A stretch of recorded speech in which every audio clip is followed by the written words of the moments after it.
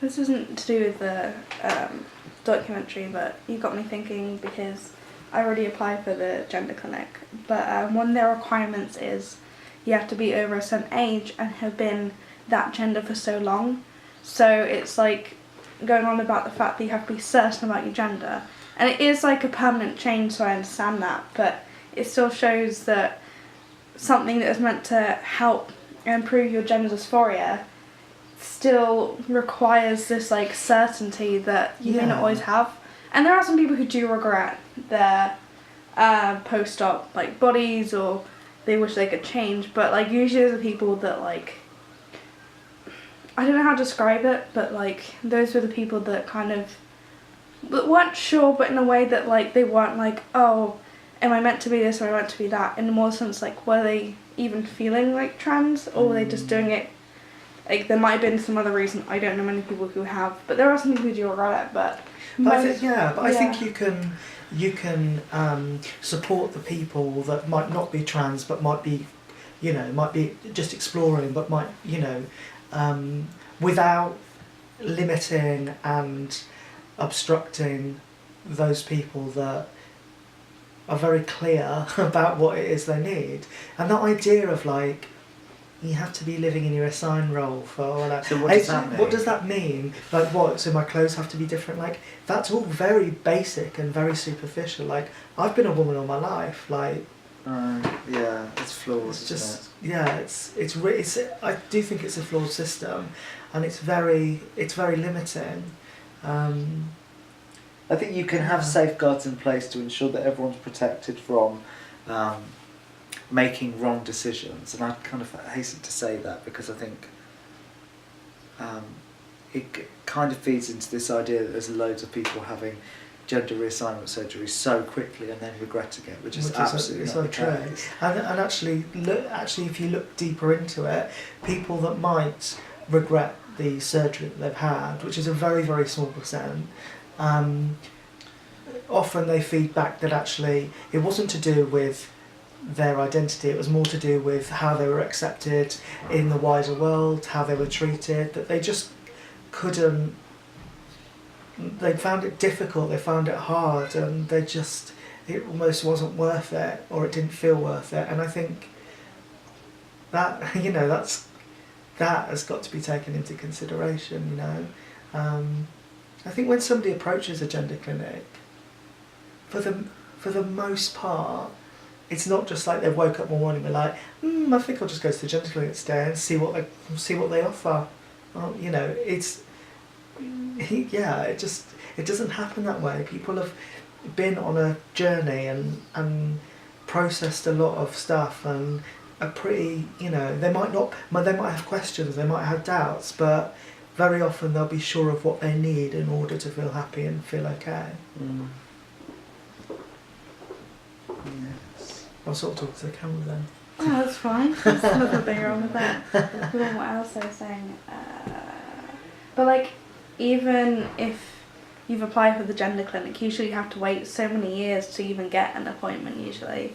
Like, I applied about this time last year, about July I think. I didn't get a response for like another month. And then I have to wait 2 years from that date to get a first appointment, so I have another year before I even go see them. So like, by the time you even applied, it takes so many years anyway. Most people go private, or they've been like that gender for so long they already applied for it, even if they were like from day one changed their gender, quote. By the time they get their first appointment, they were still have qualified because it just takes so long. So like, there's certainty that you have to be this or have to be that. It's like, it doesn't really even matter because it takes so long to get through the system anyway. Yeah. To get accepted by people, to get like your name changed. Well, name changing isn't too bad, but like getting on hormones or just anything, changing your identity at all in any kind of way, shape or form, any kind of legal stuff. It's just, it's like so many things to, I don't know where I was going with this, but just like all this certainty stuff takes so long anyway. Yeah. Like it shouldn't, it just shouldn't. It should just be like, if you want to change the gender on your like passport, that shouldn't be a big issue, especially like travelling overseas. It shouldn't be like, you don't look female, you don't look male, what's non-binary, we're going to question you, and all this like stuff that you have to be certain, as you have to be certain about your gender, when it doesn't matter anyway. Yeah, what difference does it make to them? Like, just, yeah. And the waiting lists are ridiculous. They're not acceptable. They're completely unacceptable. And also, like, I always question that, because when we talk about moving things forward and progressing, often the thing that comes back is, but what about keeping people safe? And that's used a lot. People's safety, children's safety.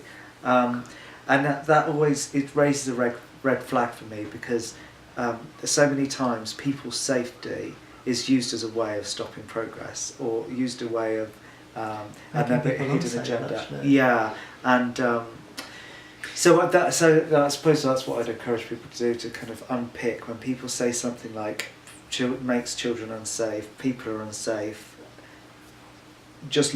I'd look behind that, really. And like, you wouldn't, if someone like wanted to access the contraceptive pill, no doctor would be like, go away, come back in 2 years when you've had to think about it, and we'll work together, and maybe a year after that I might think about. It's like, what? Like, that makes no sense. Like, yeah, it just, in no other area, I don't think, of medical practice would that be acceptable. And also, people like regretting transition, the figures are something like, and this might not be completely accurate, but they're so low that they're lower than someone regretting hip replacement therapy.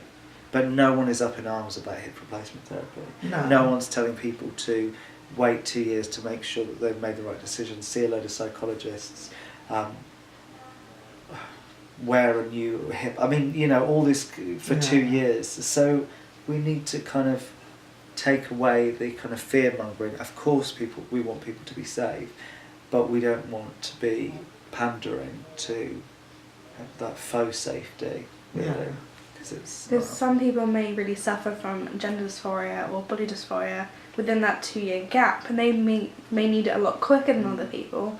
And like, the whole point of waiting is so they can get other people assessed and assess you, but they don't even assess you till the first appointment.